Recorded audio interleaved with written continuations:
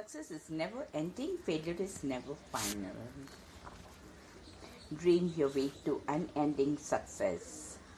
So now you know success and failure, exasperation and inspiration, frustration and fulfillment, discouragement and hope. This is for you. And it is about how to make your dreams come true. When I meet people, they greet me with the usual question: Hello, Dr. Schuller, how are you? Great. I plan it that way, for success doesn't just happen, you have to plan it to make it happen. I learned this when I was a little boy. I was approaching my 5th birthday when my mother's brother, a Princeton graduate serving in the missionary of China, returned to America on furlough. We had been awaiting his arrival for months, and our simple country table, Uncle Henry was idolized. He was George Washington, he was Abraham Lincoln, he was Theodore Roosevelt, he was a hero of epic proportions. My mother was close to her younger scholar statesman brother. She was proud of Uncle Henry. He had gone from a farm on Iowa to postgraduate studies in theology at Princeton, and then in 1920s to that mystic, mysterious, and marvelous country on the other side of the earth. Carefully and his bride had packed their limited possessions in a large steamer trunk and planned a trip by train to California. Then they would board a steamer, and weeks later they were to arrive in China. Busy and bustling, struggling, suffering and striving China, land of people in black clothes, pointed straw hats and sandals. Uncle Henry was a dreamer and a doer. He was an achiever. He was a planner and a producer. He thought big. He talked big. He delivered big. So people believed him. He was listened to. He was a leader who knew what he wanted to do and where he wanted to go. Uncle Henry has sent postcards year after year. I had looked at those strange photographs, so foreign to my small world of an Iowa farmhouse, barn, chicken house, hog house, conscript, an isolated settlement at the dead end of a lonely road. No wonder I was excited at Uncle Henry's homecoming. He'll be here in an hour. Harold, go get some fresh water. She always called me by middle name. With a small pail, I walked across the open farmyard to the pump that was twice as tall as I. Saluted in the flat open space, it appeared to be an iron creature with a body and a life of its own. The handle and iron, the spout its head. After a few vigorous ups and downs pushes of the handle, the water came spurting out, clean, clear, cold. The well was our family friend. Now it would give us the fresh drink we could offer our honored guests. As I walked toward the house bearing the best beverage I had ever tasted, I looked down the long, lonely, one-lane, dry, dusty farm road. Off in the distance, just this side of the horizon, I was a small cloud of dust that grew larger and longer. Coming towards our place, then I saw a black car emerge from the dust. Here's coming, Mama. He's coming, Mama. He's here. I shouted. I ran, spilling water up the splittering and unpainted wooden steps and through the screen doors across the faded and cracked linen kitchen door. Uncle Henry, come! I shouted to Mama, who it seemed to me was always in the kitchen morning, noon, night. I ran back outdoors. A small lawn composed of an old mixture of wild grasses surrounded our small 2-story White House farmhouse. A simple fence kept our house, horse and cow that might get loose. My bare feet skipped across the broken cement sidewalk where wheat grew through cracks that were also portals to vast underground chambers where millions of ants lived and worked. Now I was at the gate to wait. I could hear the car. It was Grandpa's new black 1926 Chevrolet. Everybody in the small world I knew drove Chevys of Fords, and at family gatherings, adults would heatedly argue as to which car was better. Now Grandpa was proudly chauffeuring his oldest son, Henry, sophisticated, light, world traveler, a man with a mission. The car's top clouds of dust swirled around the Ford sedan. I nervously fingered out the onkish overalls. In the pocket I kept my only earthly possession, a few precious marbles made of glass. To me they were diamonds and Rolls jewels. The card was open. So did my eyes. I was about to meet the person who was my superstar, top celebrity, sensational success. He was in my time and my world. Michael Jackson, Lionel Richie, Muhammad Ali. Bob Hope, Frank Sinatra, Ronald Reagan, Magic Johnson's to that day. Boy, 4 years and 11 months old, Uncle Henry was the most important person alive on planet Earth. I would be the first member of my family to see him. I was ahead of my brother and sisters who were still at school. He was handsome. He wore a suit, a white shirt, a tie. He was all dressed up like I suppose a well-educated person should be. He was energetic. I was awestruck. He bounded up to me. And staring at my flesh and blood hero, I was speechless, breathless. Then out came his booming voice. So you are Robert. Yes, you must be Robert Harold. I nodded my head. I waited. Yeah, Robert, he said. His hand was on my head. He was looking at me, his eyes close to mine. I was the only living person he knew at that moment. Then he spoke strong, clear pronouncements, a prediction, an affirmation, a prophecy. You, Robert, will be a minister when you grow up. That was all it took. Those few seconds changed my destiny. They determined my course in life. I stood staring after him, clutching my dream to my heart as Uncle Henry bounded into the arms of my sister. I was deeply, permanently impressed. He had given me a gift of far greater value than the diamonds or emeralds. In my denim pockets, Uncle Henry had come all the way from China with the greatest gift I could ever receive from anyone, a dream, a fantastic possibility. I knew beyond a shadow of a doubt that what I would become. After all, Uncle Henry had said it. That night I prayed my daily childhood prayer. Now I lay down me down to sleep. I pray the Lord my soul to keep. If I should die before I wake, I pray the Lord my soul to take. Then I did this new line, and make me a preacher when I grow up, amen. At breakfast the next morning, I announced my dream to my parents. I wondered why Dad cried. How did my success happen? Why did my dreams come true? Does it matter? Of course. Does it make a difference? You bet. For whom only God knows. It certainly mattered and made a difference in my marriage, in my family, and in the lives of the people who were and are touched positively, redemptively, creatively by my life's efforts and achievements. So I celebrate success today. What do I know about it? How did it happen? Where have I learned that I can pass on to you? I have learned that some people seem to fall into success. Originally, it was not their intention, goal, or dream. Circumstances almost force success upon them. However, their number proportionally is small, and there is little we can learn from them. More importantly, the vast majority of high achievers made it because they wanted to. A passionate desire to achieve was a consuming drive in their life. Check them out. I have. They use phrases like my dream, my burning desire, my consuming passion, my overriding goal, my sense of destiny. I understand those people. I can relate to them, for I am one of them. For you, no matter who you are, can learn from them, and I will joyously share with what I have learned from 60 years of successful living here, then under solemn oath to the God I believe in, my witness to the world of how my dreams came true and continue to come true beautifully, naturally, nobly, joyously, like a flower emerging from seed, evolving from stem, and folding from bud. Here is how dreams come true. You and I deserve to be together today, I announced to the audience, and I was opening line. It was a lump in my throat, a tear in my eye. Why? Because I was fulfilling one of the most honored invitations that had ever come to me.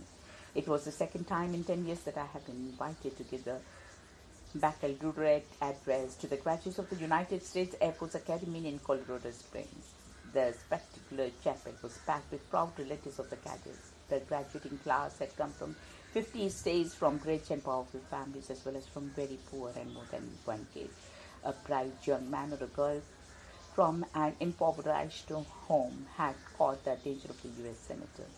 A college education would have been out of reach if the senator hadn't nominated them, but he had. They were accepted by the Air Force Academy. With the acceptance came a chance to receive a 4-year all-expense-paid college education of the highest caliber while earning a small salary. But the work was hard. The hours of studying and training were arduous, and now 4 years later they were graduating, standing tall and proud in the crisp uniform. They experienced the proudest moments in their lives. Their incredible and impossible dream had come true.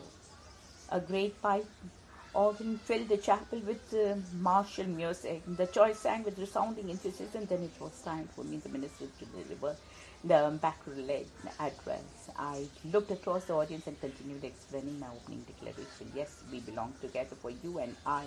We are people who believe that dreams do come true. Then I briefly shared my own story of how my dreams had come true. 55 years ago, when I was a little boy, my uncle Henry gave me a dream to become a minister and share an inspiring story of Jesus Christ with people. My family was poor, but we didn't know it.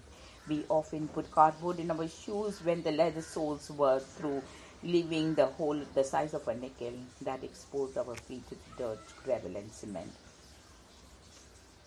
A penny in my hand gave me a thrill almost equal to the thrill of $100 bill today. We didn't have to worry about having enough to eat. We had a garden and lived off a land. But the prospect of years and years of expensive education was another matter. I could see my audience related to that. Continuing, as said, I became a dreamer when I was barely 5 years old, hearing the call from Uncle Henry, actually from God himself, to devote my life to the ministry, even though the cost of education loomed impossible before me. My dream propelled me through high school and 4 years of college. I picked up odd jobs, worked through the summer and saved dollars and earned money while working in the polish graphic career. Somehow everything worked out until before I realized that I graduated with my college degree, just as you cadets are graduating today. Yes, my degree was a successful mountain peak in my life, as it is for you. We know that dreams come true. It took me 3 years after college to complete my postgraduate work in theology. Then I received my theological credentials and was qualified to be ordained and licensed as a minister of the Reformed Church in America. For that, when my father returned to Holland, Michigan, the same town where earlier I received my undergraduate degree. As I walked across the stage to receive my final form education credential, I noticed my father in the audience drying tears from his eyes.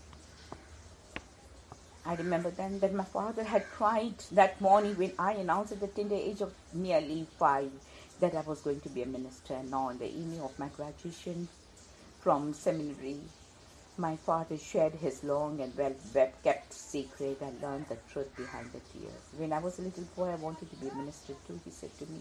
But my father and mother died, leaving me an orphan. I had to drop out of school after learning only how to read and write. I was forced to take on the only job I could, helping the your farmer do his chores. At that point, I watched my dream of becoming the minister fade away like a beautiful cloud that I was grow larger and take shape only to disappear. I prayed about it, and I asked God to let my dream come true through a son that I hoped he would give to me.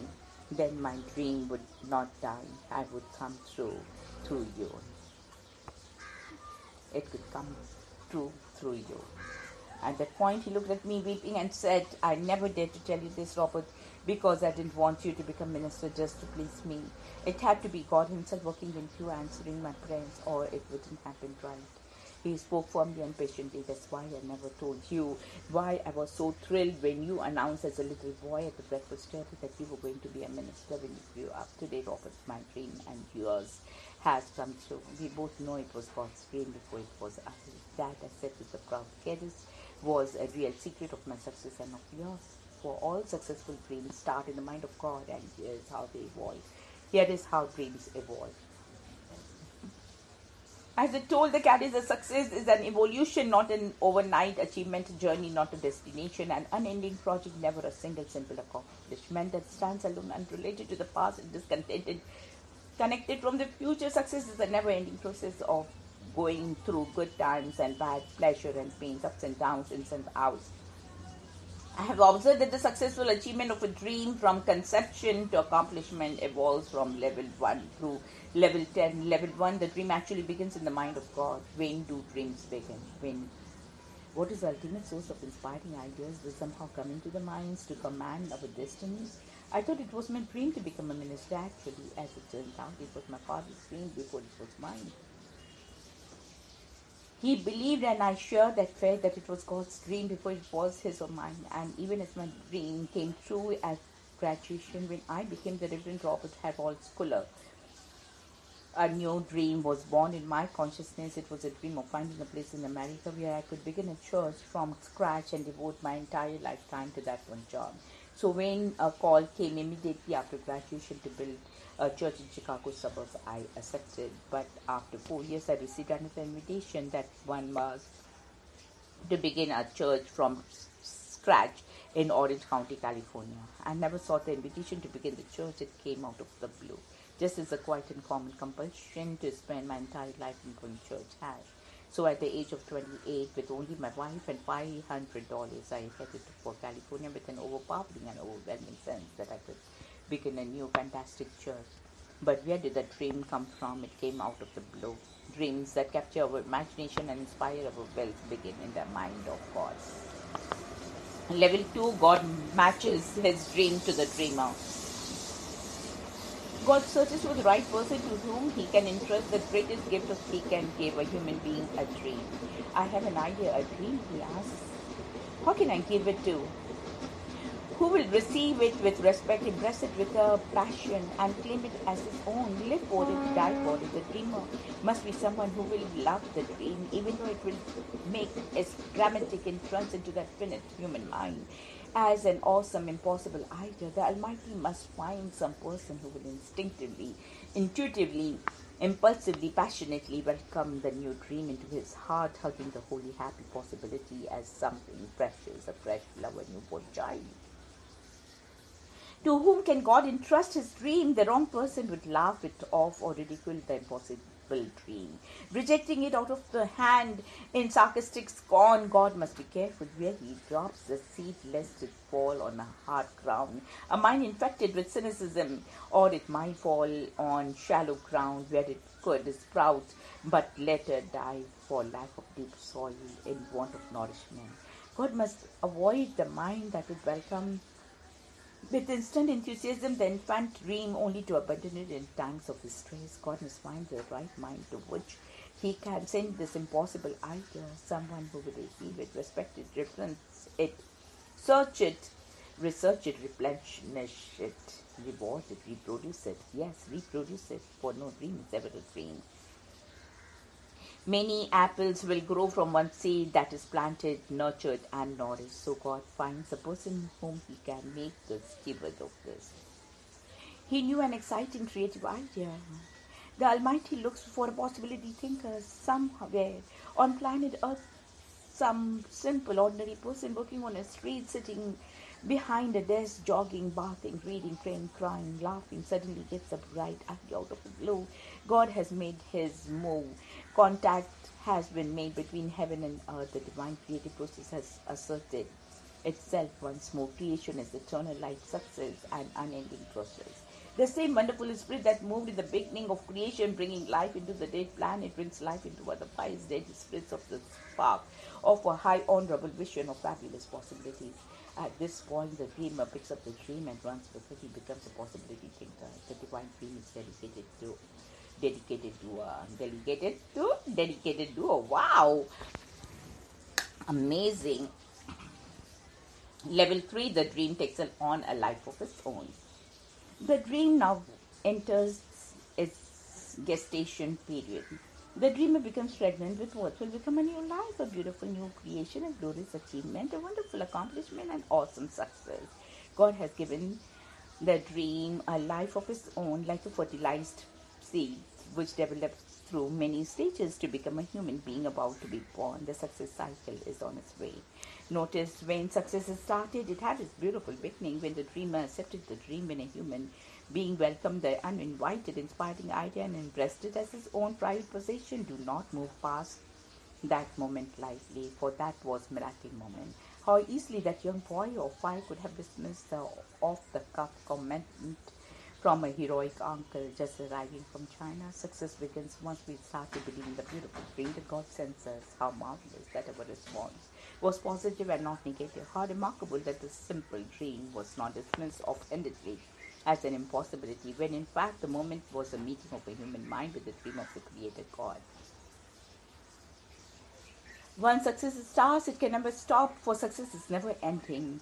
Even the setting of the sun does not mark an end to the day that is past, for that day is given eternal life as it becomes a part of the irrevocable history. How far will the dream travel? How long will its lifespan be? With the new life that is stress in the womb go to full terms and be born to live all to normal lifespan? Or will it be aborted intentionally or accident or injury and live with miscarriage? Even so, it will be remembered positive Vaishya have instant immortality even if they die in the womb. They have left their imprint in the memory. More often than not, the idea will be reborn, renewed, and if it amounts to nothing more than a temporary collection, it will make a new impact on the human consciousness, so it isn't totally dead after all. It is really true. Success is never ending and failure is never final. So be sure of this. Once a dream has been impressed in the fertile, imaginative, dynamic mind of a possibility thinker, in that very moment something new has come into existence. Level 4, God times the evolutionary process. The fourth dimension of a dream in process is timing. Sometimes the gestation period is incredibly swift. More often it is geared to the schedule designed to teach the dreamer patience. What is the single quality that more than the other identifies those who succeed is this patience. Impatient dreamers who look for pennies, shortcuts and cheap discounts on the price of success, the failing to spot the expedient path. Unknowing impatient dreamers will too often, too easily and too painfully turn away from the divine dream. Later, when it's too late, they will discover that in choosing a pendless, easy road, they were in fact going down a primrose path to boredom, shame, emptiness, failure, poverty, if only they had not been afraid of the discipline that the dream demanded. I will never know how valuable a gift of God gave me when He presented my dream to me at such a young age, and that I would inevitably and unavoidably be forced to think in terms of decades. Nearly 20 years would pass before the mortar board and the tassel would be on my head and the glorious diploma placed trustfully and permanently into my wedding palm. The deep groove of patience was incredibly carved into my mental attitude over those years of study and struggle. By the time I stepped from the halls and academia onto the sidewalk of the world where humanity struggles and strives, I was already accustomed to taking the long look. It would be easy for me to take a 40-year look forward my dream to establishing in my lifetime a truly great church for the glory of God. Indeed, it took many years, almost a lifetime, for that dream to evolve and reach full bloom. The first 5 years of my ministry in Garden Grove, California were a steady, week after week effort to build a following by preaching from the rooftop of the snack bar of a driven theater. And the next 10 years brought the acquisition of the 10 acres of land and the construction of our first church building designed by the world-renowned architect for Church Neutro. The following 10 years saw the building of our church office complex and the facility named the Tower of Hope. This building, with its 90 foot across gleaming in the sky, became the landmark of the hope of the freeway hub of Orange County in Southern California. Success seemed to be never ending, for then came the dream of the crystal cathedral, impossible, incredible, so it seemed, but as I look back today, I can only say that nothing is too great for the God who gives impossible things. So a church that started with 2 members, $500, and the free use of a driving theater celebrated its 25th anniversary with the dedication of what has been called one of the truly great contemporary cathedrals on the planet Earth. It was a media event. It was the crowning artistic achievement of Philip Johnson, one of the greatest architects of the 20th century. Level 5. Surprising support comes from unexpected sources.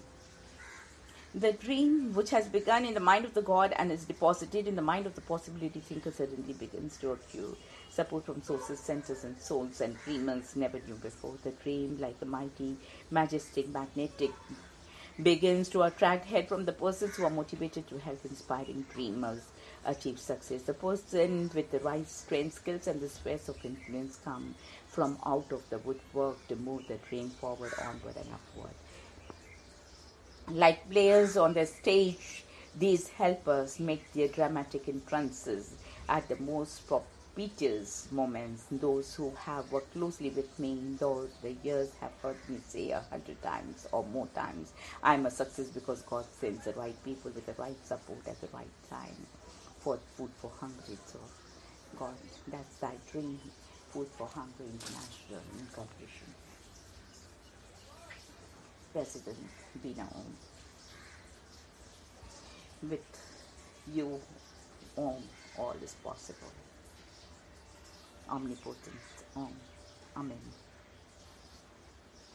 At this stage of the dream, God begins to build a team around it. People, power, and positive pressures will begin to move the idea from an impossibility or possibility. We begin to witness the enormous mountain moving energy that is generated when believing minds join to make a miracle happen. Level 6.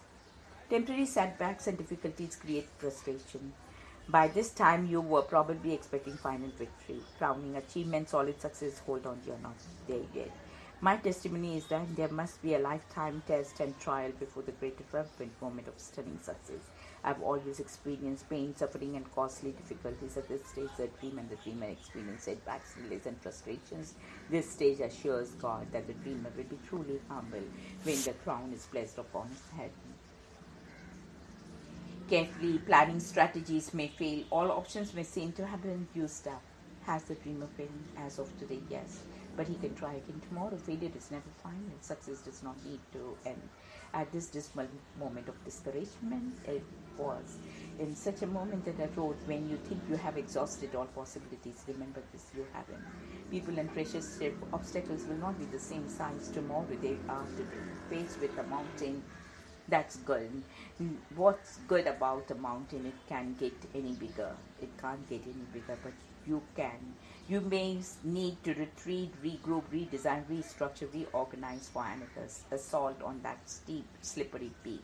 And you will. You may need to return to the God who gave you the dream in the first place. Find your faith renewed in His promises. I can do all things through Christ who strengthens me. If God is for me, who can be against me? We have hope. A new day will bring breakthroughs. Your aspirations will be affirmed by new powers, and people that God will send your way. It has not brought you so far only to abandon you. He's simply preparing you for level 7. Level 7, the dream comes true. Stunning success is bestowed upon your praying, your possibility, thinking, your patience, and your pain. You have arrived. The business is established. The career is firmly grounded. Now be prepared for surprises. The disappointments, honors, as well as hurts will come unsought and invited. Enthusiastic applause will come from the supporters. However, when you have reached the top of the mountain, you will also be noticed by your competitors. Jealousy will swing against you. Opponents and envious will lash out at for you. You will be prepared because you will have already been scarred in the climb upward. You are a veteran. You are a seasoned mountain climber. Your problem will not be arrogance or destructive pride, but maintaining the self-confidence that what you have done has been right, honorable, noble, and good. I have often had to tell the youthful dreamer that possibility thinking does not lead to haughty pride. By the time the dreamer has succeeded, the quality of humility will be so deeply entrenched in his personality that his modesty will be honest. When your positive pride is rooted in the grace and godliness, goodness of God, your humility is guaranteed. Yes, the process of success has carried you to the top. This must be the last level of evolution of the dream, right? Wrong. The dreamer has been shaped by the dream. The dreamer has arrived now at the upper spectrum and looks in the mirror and is shocked. He discovers that he has been changed, shaped, carved, modeled by the dream. He has become as great as and no greater than the dream that has driven him, consumed him, and become incarnate in his very personality. Now he understands that there are no great people, only ordinary people. Some simply have bigger dreams than others. Now we see how dreamers are really rewarded. The pain they encountered along the way has given them more compassion for the hurts of others. The unexpected support from unseen sources has caused them to grow in their faith in both God and their fellow human beings. The tenacity that sustained them through the rough and terrible times has left them with far greater patience and tolerance. Their deepest motive to help people who are hurting has aged gentleness and tenderness on their well-traveled faces. Living the dream has changed them. They are richer, fuller, broader people because they dreamed the dream and stayed with it. And when you choose the dream will decide your destiny. The size of the dream will determine how big a person you will become. Level 9, the dream keeps growing. In this phase, the curtain opens to give you a vision of tomorrow. The dreamer learns that great dreams of the great dreamers are never fulfilled. They are transcendent, hence you tend to propagate themselves. Success multiplies, it is never ending. Having made the dream come true, you discover that the success is not an end in itself, but a positioning in power for greater accomplishments and loftier achievements. For example, financial security only provides the broader base for larger efforts that would ever have been possible or imagined before. Your academic degree is in your hand, the dreams have come true. For what end? Simply to frame an important document in your private office? Of course not. Rather, it is to give you the base to move forward, upward, and onward. Now you can take seriously by serious people. This is the time to stop and reappraise your power. Review your assets, subtract your liabilities from your assets, and find out what your net worth is today in professional terms, in intellectual terms, in experience, in knowledge, and financial terms. You may be astonished by your strength. You have a power base for leverage against mountains that you never would have tackled before. You are a tremendously powerful position to dream great dreams. In addition, the people whom you have helped along the way will not let you quit. So be prepared for the 10th and final level of dreaming. Level 10, the dreamer enters the danger zone. This is the perilous time. The dreamer is now in danger of not keeping up with the fast-growing, forward-looking dream. The dream, like the growing child, is in danger of running ahead of him. As the scholar outruns the master, as the athletic outruns the trainer, the dream now is taking command. And meanwhile, the dreamer wants to rest, retire, at least take a sabbatical. Come on, the racing, growing dream calls out to the very dreamer. There are more heights to climb. Can't you see them? There are more victories to be won. The dreamer hesitates. He wants to rest, but he must not. At this point, he needs a new dream. Once again, he must go through the 10 phases. He knows that if he doesn't continue to dream and grow, then he will begin to die. And as the poet eventually has poignantly put it, on the sands of hesitation lay the bones of countless millions who at the dawn of victory sat down to wait and waiting died. Oh my God. On the sands of hesitation lay the bones of countless millions who at the dawn of victory sat down to wait and waiting died. When you reach level 10, beware, take care. Accept a new dare.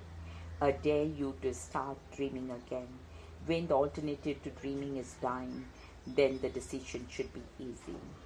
So where do you get a new dream? Go back to level 1. Go to the quiet corner where you will encounter the God who put you here in the first place. Report back to the source of all great, grand and good dreams. I speak from personal experience, for I recently emerged from the danger zone. When the cathedral was dedicated, the people, the parishioners and the press all asked me, what's your next dream? I really didn't have an answer. The truth is, I had no further plans. The emotional toll had left me limp and empty, impressing the dream of an all-glass cathedral with its fabulous possibilities, and never once contemplating compromise, but striving for excellence in art and architecture had rent me. I hardly had enough energy to show my enthusiasm that September morning in 1980 when the cathedral was dedicated to the glory of man, of a greater glory of God. Privately, I poured my heart out to my one intimate, essential friend, my wife. Everybody wants Killer to have a bigger dream. But I'm tired, I believe. I'm exhausted. My motives for building the cathedral has been criticized. Cynical people and sincere friends have attacked the amount of the money spent. I don't have it in me anymore to dream. Besides, haven't I done enough? With my one life, for the first time in my life, I felt that my dream had come true completely. I had succeeded. I knew it. It was enough, but a period behind the word success. That's how I punctuated my progress, but I was wrong. It's not the nature of success to stop. I would have to learn a big lesson. Success is never ending. I mistakenly assumed that the days of dreaming dreams were past for me. But when I was celebrating my 60th birthday, my only son, Robert Anthony Spiller, said to me, Dad, you haven't finished the building your church. You have an office facility, the beautiful Tower of Hope. You have a wonderful church in the Crystal Cathedral, but you have never built a center with Christian education facilities that can minister to family needs and ensure the future generations of the church. But I don't have the land. Purchase the apartment complex that's next to the cathedral. But that's impossible, Bob.